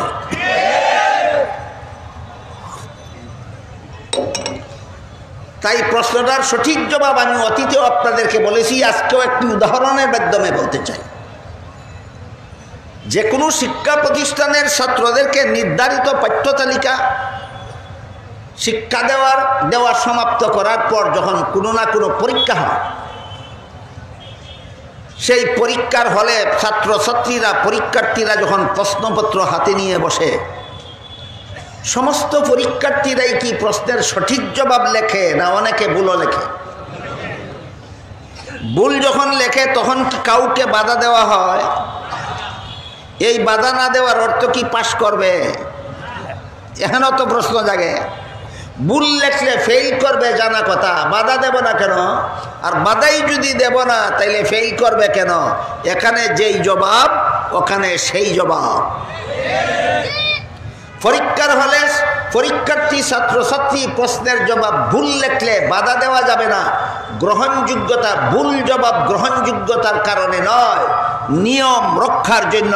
ঠিক তেমনিভাবে দুনিয়াতে ইসলাম ছাড়া আর যত ধর্মাবলম্বীরা ধর্ম পালন করে, এদের ধর্ম ভ্রান্ত। বাধা দেওয়া যাবে না, গ্রহণযোগ্যতার কারণে নয়, নিয়ম রক্ষার জন্য।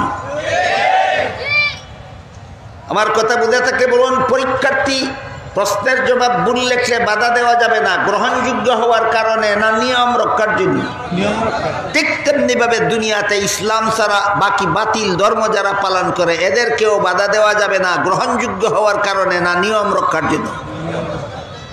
এই সুযোগে যদি কোনো পরীক্ষার্থী প্রশ্নের জবাব ইচ্ছা মতো ভুল লেখে, তাহলে যেভাবে তার কপালে গুড়ার ডিম ছাড়া আর কিছু নাই, ঠিক তেমনিভাবে এই সুযোগে যদি কেউ, আল্লাহ স্বাধীনতা দিয়েছেন, এই সুযোগে যদি কেউ ইসলাম ছাড়া আর কোনো ধর্ম পালন করতে করতে মরে, পরকালে তার কপালে চিরস্থায়ী জাহান্নাম ছাড়া আর কিছু নয়। এই কথাগুলি সুস্পষ্টভাবে দেশের সর্বস্তরের মুসলমানদের জানা থাকলে, যারা ইসলাম ধর্ম এবং বাতিল ধর্মকে নিয়ে জগাখিচুড়ি পাকাবার শয়তানি চক্রান্ত করে, এরা আর এমন কথা বলতে পারবে না ধর্ম যার যার উৎসব সবার। ধর্ম যার যার উৎসব সবার বিগত 1.5 যুগ পর্যন্ত বাংলাদেশে বলা হয়েছে, ধর্ম যার যার উৎসব সবার। আমি এই কথার ভ্রান্তি আলোচনা করার আগে একটু সময়ের জন্য যদি কেউ মেনে নেয় যে ধর্ম যার যার উৎসব সবার, এই ভ্রান্ত মতবাদ মেনে নিয়ে যদি কোনো মুসলমানকে হিন্দুদের দুর্গা পূজার উৎসবে গিয়ে মিষ্টি খাওয়ার অনুমতি দেওয়া হয়, তাহলে তো এই ভ্রান্ত নীতির অধীনে হিন্দুদেরকেও মুসলমানদের ঈদুল আজহার গরুর কুরবানির গোশত খেতে দেওয়া দরকার। তোমরা যদি তাদের পূজার মিষ্টি খাও, তাদেরকেও তোমাদের কুরবানির গরুর গোশত খাওয়াও। কেন? ধর্ম যার যার উৎসব সবার। মস্তান আর মাতাল আর ইতর ছাড়া এমন ভ্রান্ত স্লোগান কেউ দিতে পারে না। কোন মস্তানে যদি কয় কৃষিকাজ যার যার ফসল সবার, কোন মস্তানে যদি কয় ব্যবসা যার যার মুনাফা সবার, কোন মস্তানে যদি কয় চাকুরি যার যার বেতন সবার, কোন ইতরে যদি কয় বিয়া যার যার বউ সবার, এই ইতর মানবে নি? কেন মানবে না? যদি ধর্ম যার যার উৎসব সবার হয়, তাহলে তো বিয়াও যার যার বউ সবার। তাহলে এইগুলি কি বাস্তবসম্মত কোন স্লোগান না ইত্রামি? এই কথাগুলি ইতর ছাড়া কেউ বলতে পারে না, এই স্লোগানগুলি ইত্রামি ছাড়া আর কিছু নয়। তাহলে মূলনীতি কোনগুলি? মূলনীতি হলো কৃষিকাজ যার ফসল তার, ব্যবসা যার মুনাফা তার, চাকুরি যার বেতন তার, বিয়া যার বউ তার, ধর্ম যার উৎসব তার, ধর্ম যার উৎসব তার। এই বিষয়গুলি বিস্তারিতভাবে আলোচনা হওয়া দরকার, সমস্ত মুসলমানের মাথায় থাকা দরকার। আল্লাহ সূরাতুল বাকারার 256 নম্বর আয়াতে তাদেরকে তাদের ধর্ম পালনের অধিকার দিয়েছেন, তোমরা গিয়া দুর্গা পূজার মিষ্টি খাওয়ার অধিকার দিছেন না। ঐতিহাসিক মদিনা সনদে রাসূল করিম সাল্লাল্লাহু আলাইহি ওয়াসাল্লাম হিন্দুদেরকে মূর্তি পূজা করার অধিকার দিয়েছেন, হিন্দুদেরকে কুরবানির গরুর গোশত খাওয়ার অধিকার দিয়েছেন না। তাহলে ধর্মীয় স্বাধীনতার সীমারেখা কি? এক ধর্মাবলম্বী আরেক ধর্মের উৎসবে শরীক হবে না, তাদের ধর্ম পালনে বাধা দিবে না।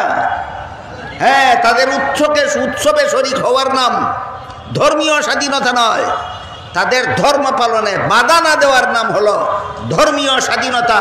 এই স্বাধীনতা একটা দেশের মুসলমানের যে পরিমাণ আছে, সমস্ত অমুসলমানেরও ধর্ম পালনের সমান অধিকার আছে।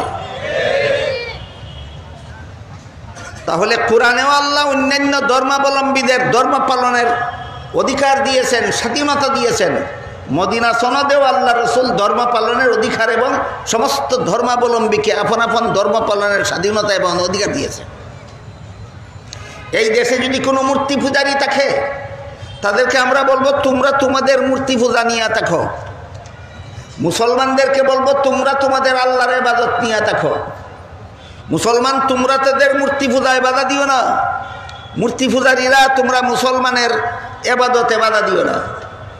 এই কথাটা কোরআনেও স্বীকৃত, মদিনা সনদেও স্বীকৃত। এটার নাম ধর্মীয় স্বাধীনতা। ধর্মীয় স্বাধীনতার ব্যাখ্যা কোরআন হাদিস থেকে যেটুকু বুঝতে পারলেন, বুঝে থাকলে এবার বলুন, এক দেশে বসবাসকারী সমস্ত ধর্মাবলম্বীদের ধর্মীয় স্বাধীনতার জন্য মন গড়া কোনো নূতন মতবাদের দরকার আছে না আল্লাহ ইসলামের বিধান যথেষ্ট? এই কথাটাও পরিষ্কার বোঝা দরকার। একই দেশে বসবাসকারী সমস্ত ধর্মাবলম্বীদের জন্য ধর্মীয় স্বাধীনতার জন্য মন গড়া কোনো মতবাদের দরকার আছে না ইসলামের বিধান যথেষ্ট? এখানে যদি আপনি ইসলামের বিধানকে উপেক্ষা করার জন্য, ইসলামের বিধানকে পাশ কেটে যাওয়ার জন্য, ইসলামের বিধানকে কৌশলে অমান্য করার জন্য নতুন কোনো মতবাদের নাম ব্যবহার করেন, তাহলে প্রমাণ হবে আপনার কাছে ইসলামের বিধান পছন্দসই নয়। আরো ক্লিয়ার করে কই, বাংলাদেশে যত অমুসলিম ইসলাম মুসলমান ছাড়া অন্য যত ধর্মাবলম্বী আছে, আমার এতক্ষণের আলোচনা যারা বুঝেছেন, বলুন তাদের পুরাপুরি ধর্মীয় স্বাধীনতা ইসলামে স্বীকৃত কিনা? তাহলে অন্য ধর্মের ধর্ম পালনের স্বাধীনতার স্বীকৃতির জন্য কোরআনের আইন যথেষ্ট, আল্লাহর বিধান যথেষ্ট। এখানে যদি আপনি বলেন কোরআনের আইন মতো বাংলাদেশের হিন্দুদের মূর্তি পূজার অধিকার আছে, কোরআনের আল্লাহর বিধান মতো বাংলাদেশের হিন্দুদের মূর্তি পূজার অধিকার আছে, এইভাবে না বলে আপনি যদি বলেন মুসলমানেরা মুসলমানের ধর্ম পালন করবে, হিন্দুরা মূর্তি পূজার ধর্ম পালন করবে, এজন্য আমরা ধর্ম নিরপেক্ষবাদী, এটার লাগে ধর্ম নিরপেক্ষ নামের মন গড়া মতবাদ লাগে না আল্লাহর আইন যথেষ্ট? তুমি আল্লাহর আইনকে কৌশলে ফাঁস কাটাইলা কেন বানর? আমার কথা বুঝেন? বুঝে থাকতে বলুন, বিভিন্ন ধর্মাবলম্বীদের ধর্মীয় স্বাধীনতার জন্য ধর্ম নিরপেক্ষতার নামে আলাদা কোনো মতবাদের দরকার না, আল্লাহর বিধান যথেষ্ট। তা আল্লাহর বিধান বলতে তোমার তো মাথা ব্যথা হয় কেন? এটা তো আল্লাহর বিধান মতেই স্বীকৃত, তুমি আল্লাহর বিধান না বলে মন গড়া মতবাদের নাম বলো কেন? বিষয়টা কি আমি আপনাদের বুঝাতে পারলাম? এই হলো দেশ রক্ষার ঐক্যের এক রূপরেখার একটা ধারা। সেটা কি? একই দেশে বসবাসকারী সমস্ত ধর্মাবলম্বীরা আপন আপন ধর্ম পালনে স্বাধীন। দেশ রক্ষার ঐক্যের রূপরেখা, ইমান রক্ষার ঐক্যের রূপরেখা না দেশ রক্ষার ঐক্যের রূপরেখা? দেশ রক্ষার ঐক্যের রূপরেখা। এর জন্য শর্ত হলো দেশের আইন শৃঙ্খলা মেনে নিতে হবে সমস্ত ধর্মাবলম্বীকে। দ্বিতীয় ধারা। মুসলমান তুমি এই দেশের নাগরিক, হিন্দু তুমিও এই দেশের নাগরিক, বৌদ্ধ তুমিও এই দেশের নাগরিক, ইহুদি তুমিও এই দেশের নাগরিক, খ্রিস্টান তুমিও এই দেশের নাগরিক। এই যে নাগরিক অধিকার, দেশ রক্ষার জন্য যে নাগরিক অধিকার, সমস্ত ধর্মাবলম্বীরা আপন আপন ধর্ম পালনে স্বাধীন, কেউ কারো ধর্ম পালনে বাধা দিতে পারবে না। এই অধিকারটা তুমি ততদিন পর্যন্ত তুমি এই অধিকার পাবে যতদিন পর্যন্ত তুমি দেশের আইন শৃঙ্খলা মেনে নিতে বাধ্য থাকবে। বলেন, নাগরিক অধিকার পাবে দেশের সমস্ত নাগরিকেরা, মুসলমান অমুসলমান নির্বিশেষে দেশের সমস্ত নাগরিকেরা একই দেশের নাগরিক হিসাবে সবাই একদল হয়ে থাকবে এবং এই সমস্ত মানবাধিকার ভোগ করবে। দেশের আইন শৃঙ্খলা এর বিরুদ্ধে বিদ্রোহ করলে না আইন শৃঙ্খলা মেনে নিলে, এটা এক শর্ত। দেশ রক্ষার জন্য ঐক্যের প্রথম শর্ত হইল সমস্ত ধর্মাবলম্বীরা আপন আপন ধর্ম পালনের স্বাধীন। দেশ রক্ষার ঐক্যের জন্য দ্বিতীয় শর্ত হইল এই সমস্ত স্বাধীনতা তোমরা ভোগ করবে যদি দেশের আইন শৃঙ্খলা মেনে নাও। যদি তোমরা দেশের আইন শৃঙ্খলা মেনে নাও। দেশের আইন শৃঙ্খলা যে গ্রন্থে লেখা থাকে তার নামই সংবিধান। দেশের আইন শৃঙ্খলা যে গ্রন্থে লেখা থাকে তার নামই সংবিধান। এবার বলেন, মদিনায় রাসূল যে সংবিধান তৈরি করেছিলেন কিসের আইন শৃঙ্খলা রাখা ছিল? দেশ রক্ষার আইন শৃঙ্খলা রাখা ছিল, ইমান রক্ষারও নিয়ম নীতি রাখা ছিল। কাজে আমরা যেহেতু দেশ রক্ষার নিয়ম নীতির, দেশ রক্ষার ঐক্যের রূপরেখা বুঝতে যাচ্ছি, তাই মদিনা সনদের ওই সমস্ত ধারাগুলি এখানে আলোচনা হচ্ছে যেগুলি দেশ রক্ষার জন্য ঐক্যের রূপরেখার আওতায় পড়ে। একই দেশে বসবাসকারী সমস্ত ধর্মাবলম্বীরা এক দেশের বাসিন্দা হিসাবে একদল। একই দেশে বসবাসকারী সমস্ত ধর্মাবলম্বীরা ধর্ম পালনকারী হিসাবে একদল না একই দেশের নাগরিক হিসাবে একদল? হ্যাঁ, একই দেশের নাগরিক হিসাবে একদল। এদের নিয়ে আমরা ঐক্যবদ্ধভাবে দেশে বসবাস করব যতদিন পর্যন্ত এরা দেশের আইন শৃঙ্খলা মেনে চলবে। যতদিন পর্যন্ত এরা দেশের আইন শৃঙ্খলা মেনে চলবে। যদি দেশের আইন শৃঙ্খলা মানে না, সে রাষ্ট্রদ্রোহী। এই দেশে তোমার নাগরিকত্বের কোনো অধিকার নাই। এইরকম রাষ্ট্রদ্রোহী অধিকারহীন যত দল বাংলাদেশে আছে, এর মধ্যে সবচেয়ে বড় জঘন্যতম কুখ্যাত দলের নাম ইসকন।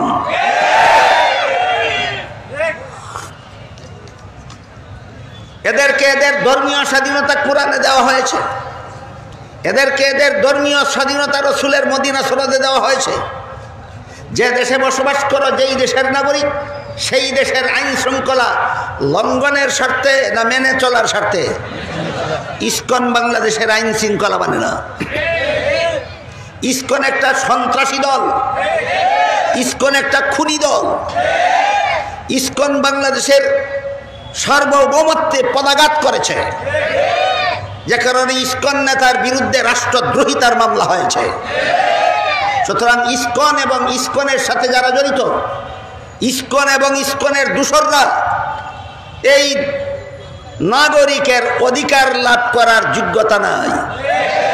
এই সমস্ত রাষ্ট্রদ্রোহী দেশদ্রোহীদেরকে, চাहे সে মুসলমান হোক অথবা হিন্দু হোক, যারা রাষ্ট্রদ্রোহী দেশদ্রোহী, যারা দেশের সার্বভৌমত্ব মানতে রাজি নয়, যারা দেশের স্বাধীনতার শত্রু, এদেরকে আদালতের মাধ্যমে আইনের আওতায় এনে দৃষ্টান্তমূলক শাস্তি দেওয়ার ব্যবস্থা করা সরকারের দায়িত্ব।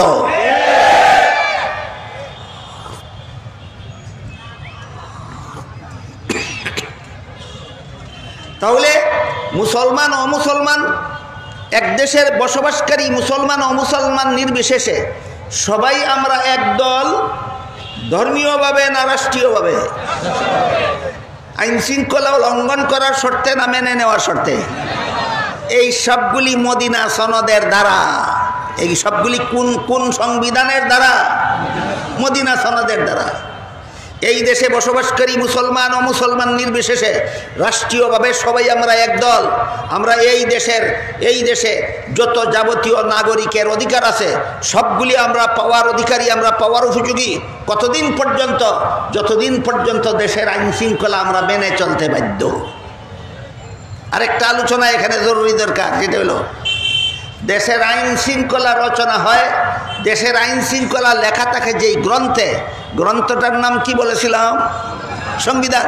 দেশের আইন শৃঙ্খলার নিয়ম নীতি লেখা থাকে সংবিধানে। এই সংবিধানে অশান্তির আইন রচনা করলে সেই সংবিধান গ্রহণযোগ্য হবে না। সংবিধানে শান্তির আইন রচিত হতে হবে। কাজেই সংবিধান রচনার জন্য ওই যে একটু আগে বলেছি, সংবিধান রচনার মূলনীতি কোরআনের বিধানের সাথে যেন সাংঘর্ষিক না হয় সেটা লক্ষ্য রাখতে হবে। যদি কোরআনের বিধানের সাথে সাংঘর্ষিক কোনো ধারা উপধারা কোনো পণ্ডিতে কোনো মুসলমান দেশের সংবিধানে লেখে, তাহলে এই সংবিধানের দ্বারা দেশ শাসন করলে কোনোদিন দেশে শান্তি হবে না, কোনোদিন দেশে শান্তি হবে না। যে সংবিধানের দ্বারা উপধারা কোরআনের বিধানের সাথে সাংঘর্ষিক, এই সংবিধানের আইনের দ্বারা কোনোদিন দেশে শান্তি শৃঙ্খলা রক্ষা করা যাবে না। খুন খারাপি, সন্ত্রাস, জিনা, ব্যভিচার, চুরি ডাকাতি, মদপুরি, সুদপুরি, জুয়া চুরি কিচ্ছু বন্ধ করা যাবে না। এর একটি উদাহরণ দেব।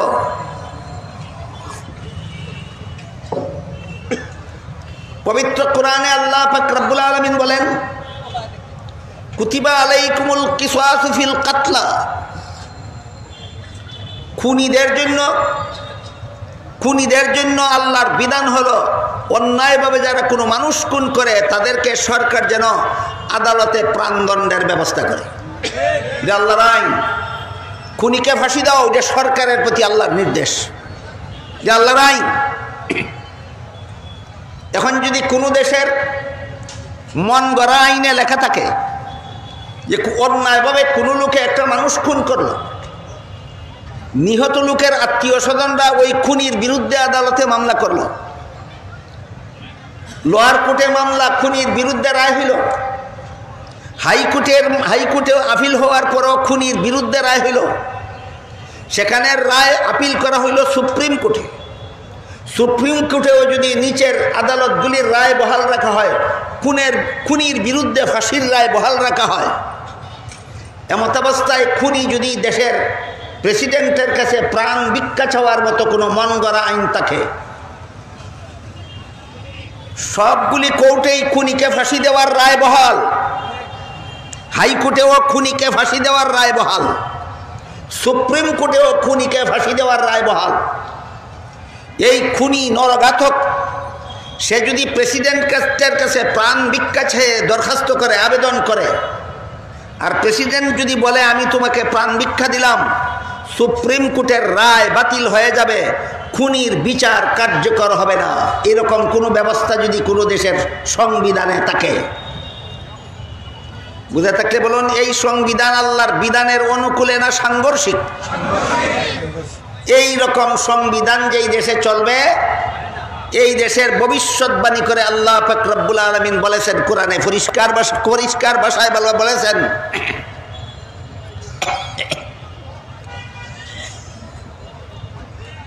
ওয়ালাকুম ফিল কিসাসি হায়াতুন ইয়া উলিল আলবাব। খুনিদের প্রাণদণ্ড দেওয়া দেশের জনসাধারণ মানুষের প্রাণ রক্ষা করার ব্যবস্থা। দেশের নাগরিকদের মধ্যে খুনাখুনি বন্ধ করার একমাত্র ব্যবস্থা হইল খুনিকে ফাঁসি দাও। কাজেই যেই দেশের খুনিকে ফাঁসি না দিয়া প্রেসিডেন্টে প্রাণ ভিক্ষা দিয়া মাফ করে দেবে, সেই দেশের একটা খুনি আরো 100টা খুন করার সাহস পাবে। একটা খুনির কারণে আরো 1000 খুনি এই সমাজে তৈরি হবে। সুতরাং এই মন গড়া আইন দেশে আল্লাহর বিধানের সাথে সাংঘর্ষিক, এই আইন প্রণয়ন করা হারাম, বাস্তবায়ন করা হারাম, সমর্থন দেওয়া হারাম। আমি জিজ্ঞেস করি, অন্যায়ভাবে মানুষ খুন করলো, যেখানে সমস্ত কোর্টে এই খুনির বিরুদ্ধে ফাঁসির রায় হইল, সেখানে যে এই খুনের আসামি প্রেসিডেন্টের কাছে প্রাণ ভিক্ষা চেয়ে দরখাস্ত করবে? আমি জানতে চাই প্রেসিডেন্টের জুলির মধ্যে প্রাণ কটা থাকে? প্রেসিডেন্টের প্রাণের কোনো জুলি আছে? জুলি ব্যাগ, এটার মধ্যে কতগুলি প্রাণ আছে? খুনিয়া চাইলেই বাকিরা ভিক্ষা দিয়া দিব। এই তোর প্রাণ তো আল্লাহর দেওয়া ভিক্ষা। বলেন, প্রেসিডেন্ট যতদিন দুনিয়াতে বেঁচে থাকে সেই প্রেসিডেন্টের প্রাণটা কার দেওয়া ভিক্ষা? তুই দেখে আরেক রাজার ভিক্ষা খাইয়া বাচ্চা আসস, তুই আরেক আসামিরে ভিক্ষা দেশ করতে খেয়ে। এই উদাহরণের দ্বারা কি আপনারা বুঝতে পারলেন কোরআনের বিধানের সাথে সাংঘর্ষিক কোনো আইন যদি সংবিধানে রচিত থাকে, সেই দেশের খুনাখুনি, সেই দেশের খুন খারাপি বন্ধ হবে না ব্যাপক আকার ধারণ করবে?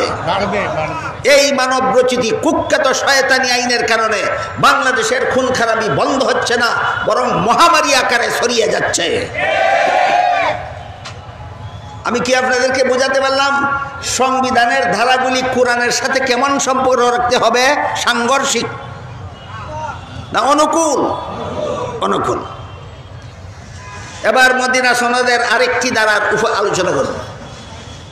মদিনা সনদের আরেকটি ধারা ছিল, যেহেতু মদিনার মুসলমান ও মুসলমান রাষ্ট্রীয়ভাবে সবাই একদল, যেহেতু মদিনার মুসলমান ও মুসলমান রাষ্ট্রীয়ভাবে সবাই একদল, কাজেই এই এক দেশের বাসিন্দা কোনো ইহুদির উপর যদি বাইরের কোনো শত্রু হামলা করে, আমরা রাষ্ট্রীয়ভাবে তাদের সাথে আমরা একদল। বাইরের কোনো শত্রু যদি মদিনার ইহুদিদের উপর হামলা করে, মদিনার মুসলমানেরা ইহুদির সঙ্গে একতাবদ্ধ হয়ে বাইরের শত্রুর মোকাবেলা করতে হবে। এই দেখেন, একদল ঐক্যের ভিত্তি কত মজবুত। এটা ধর্মীয় ঐক্যের কথা বলা হচ্ছে না রাষ্ট্রীয় ঐক্যের কথা বলা হচ্ছে? রাষ্ট্রীয় ঐক্যের ভিত্তি কত মজবুত। মদিনার কোনো ইহুদির উপর যদি বাইরের কোনো শত্রু হামলা করে, মদিনার সমস্ত মুসলমানদের ওই ইহুদির পক্ষ হয়ে বাইরের শত্রুর মোকাবেলা করতে হবে। আর মদিনার কোনো মুসলমানদের উপর যদি বাইরের কোনো শত্রু হামলা করে, তাহলে মদিনার ইহুদিরা মদিনার মুসলমানদের সাথে এক ঐক্যবদ্ধভাবে বাইরের শত্রুর মোকাবেলা করতে হবে।